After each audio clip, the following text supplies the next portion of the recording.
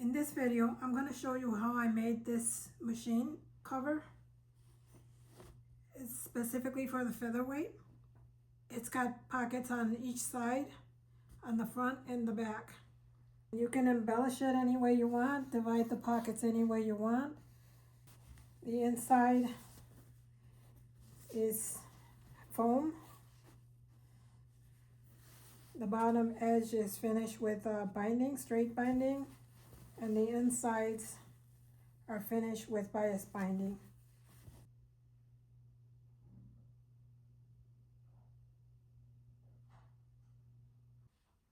For the front and back, we're going to need the two pieces, and then one piece for the lining and one piece of the foam.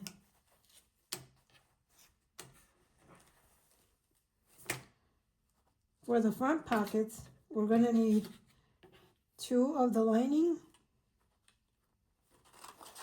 and two of the front pocket. Then for the sides, we're going to use foam, two pieces, lining, two pieces, and the main fabric, two pieces for the side. The side pocket, the lining, and the side pocket, two of each. We'll start by taking the front and back pieces and join them together, right sides facing.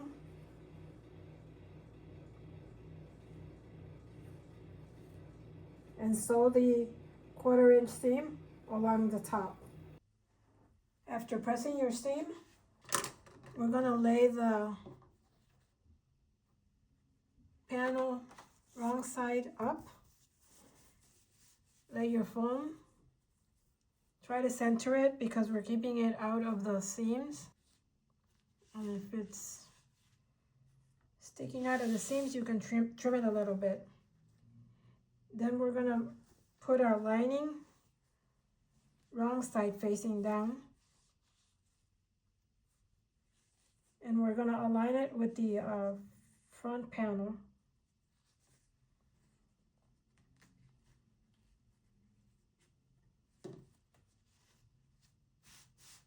And then pin it or clip it around. Now I'm going to sew 1/8 of an inch all the way around.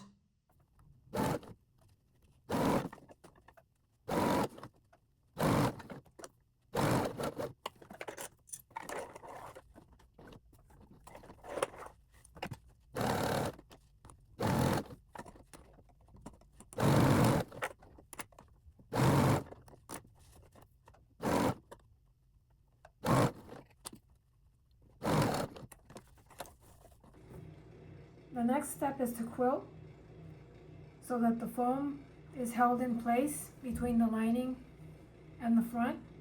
And I'm just going to quilt 1 inch lines all the way down to about, I'm going to do it to about 6 inches on each side. Now I've done my quilting to the back and the front, and I'm going to put these to the side. I'm going to start working on the side pieces, and what I'm doing is the same thing that I did with the main piece, except I'm not quilting these.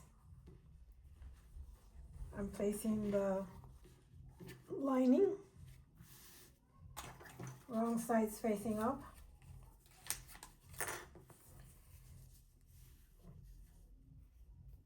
Put the foam in the middle, leaving the seams free.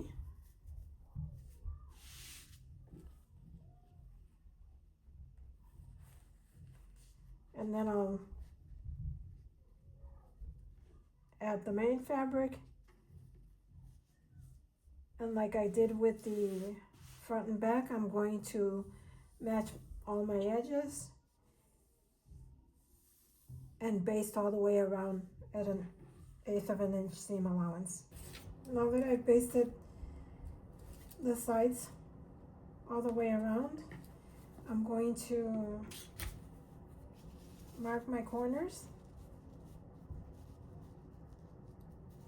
And this is only on the top. So if you have directional fabrics, make sure that you do it to the top of the sides only. Now I'm going to cut my corners, the top corners of the side panels using the template.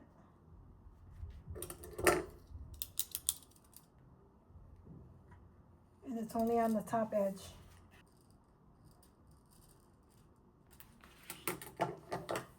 And then I'm going to cut them. I sort of fold over the fabrics and I'll trim the foam as well, just to keep the foam out of the seam allowances.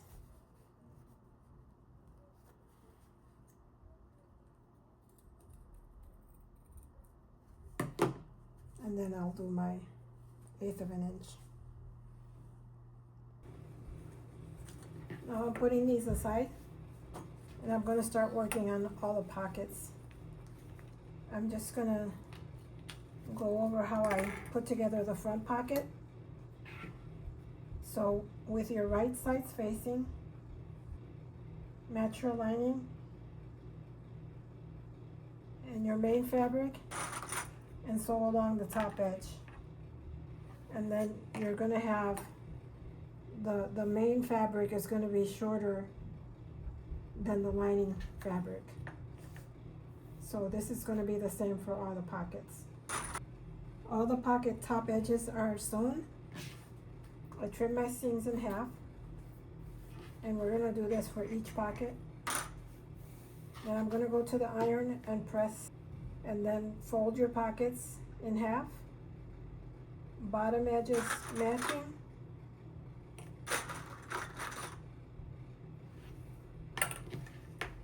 And then press it again so that it looks like a little peekaboo there. The lining is going to show like that. And then I'm going to stitch in the ditch to where the lining shows, and then I'm going to stitch all the way around, just to keep my edges together at an 1/8 of an inch seam allowance. Now all the pockets are completed. Now we're going to take the front pockets and align them on the end, or I should say the front pocket. Match it on the edges.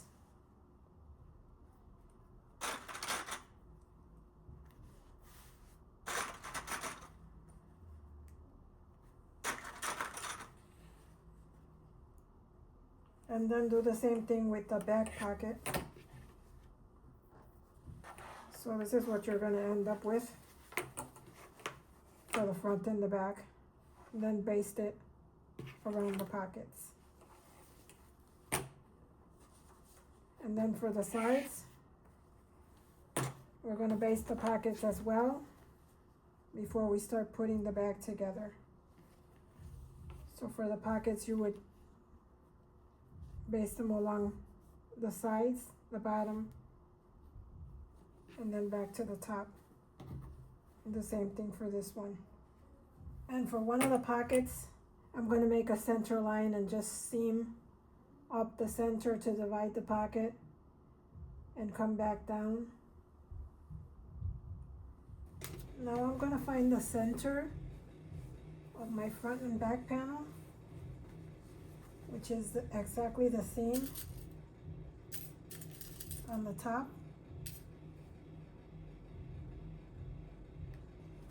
For the sides, fold the sides in half.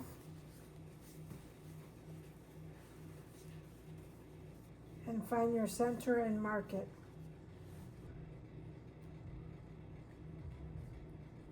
And match it to the center seam on the top. and then start clipping or pinning. Right sides together. Make sure your edges are nice and even. And I clip all around the straight edge first on the top, and then start joining it at the bottom.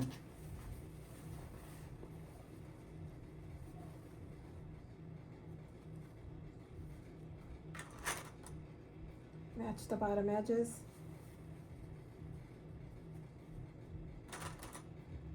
Clip your straight edge.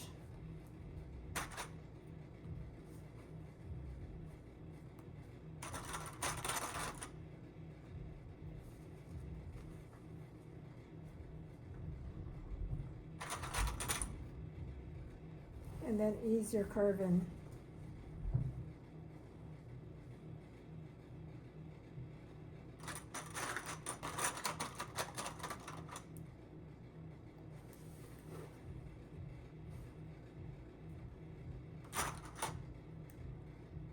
I just make sure I flatten out this part, and just make sure that your edges are matching.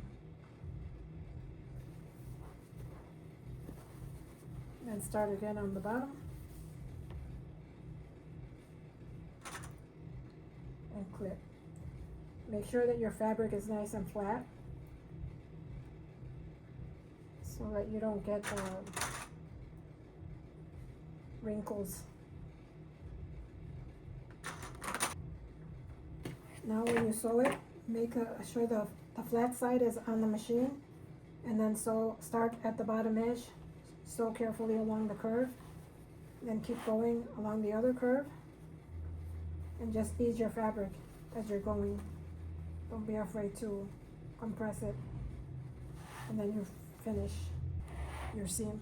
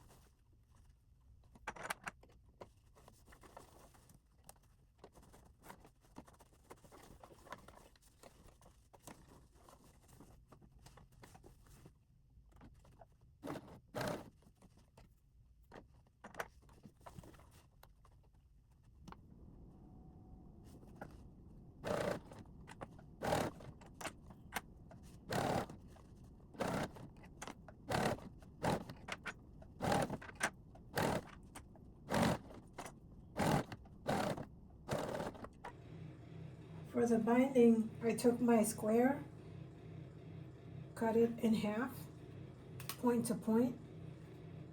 I'm going to take my triangles, put one pointing up and the other one pointing down to make a parallelogram. And then I folded that, right sides facing each other, and I marked the ends, the 1/4 inch. So place them so that the little tails are 1/4 inch out.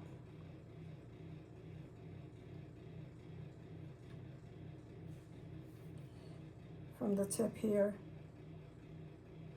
And then when you sew it, make sure that you sew this corner straight across and finish at this corner where the two fabrics join. So I'm going to go ahead and sew that. After sewing the edge together, fold it open and press it, and then cut your strips of fabric to the designated size. And if you don't have a ruler that's long enough, you can always fold these over back, matching these edges.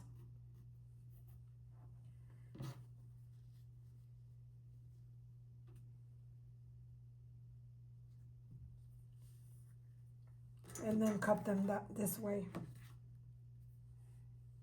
And I use a rotary cutter. Now I'll take the strips and join them at the ends. Right sides facing.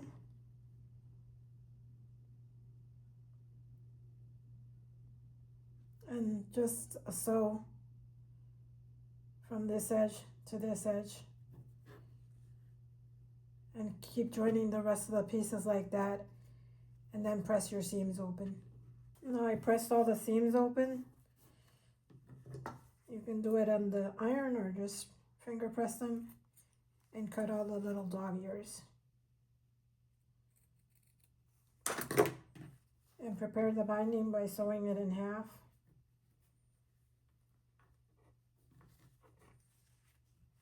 And I just finger pressed that as well. The next step is to start the binding on the machine, on the piece.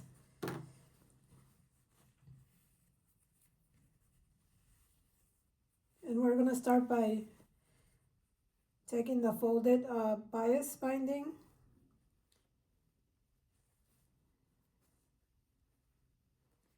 and start matching the edges of the binding.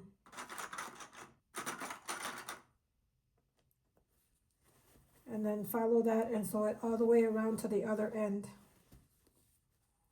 Leave a nice tail at this end because we're going to cut that later.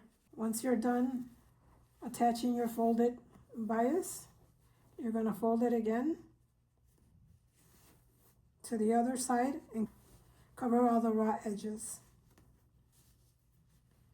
And then you're just going to top stitch along all the way along the edge.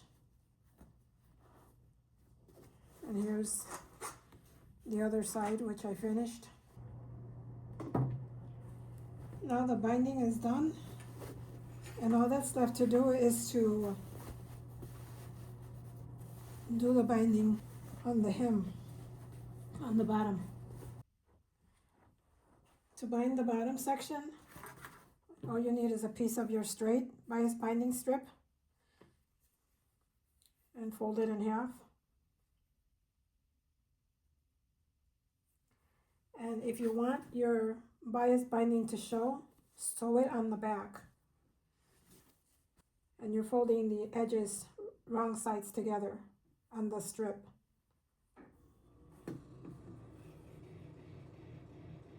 So start with a 5-inch tail, sew it all the way around till you get to about 2 inches away.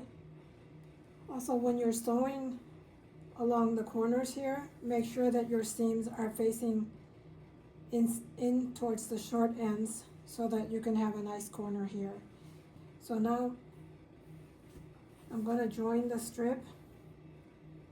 I'm going to overlap the seam and then mark where I'm going to make a seam. And you can just mark it with a pin. So then I'm going to take those two pieces where I marked them. I'm going to open it up and join them. Make sure you don't twist them. So I'm going to go ahead and sew that. Now I connected my binding and I'm checking to make sure that it's going to fit right. You can cut your seam now to about 1/4 of an inch.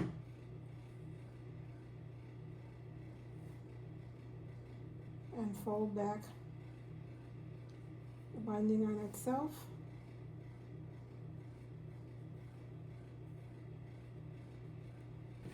and finish.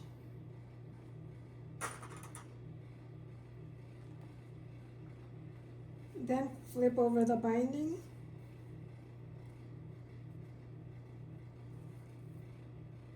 to cover the raw edge. Then I'm going to top stitch all the way around it to finish the raw edge.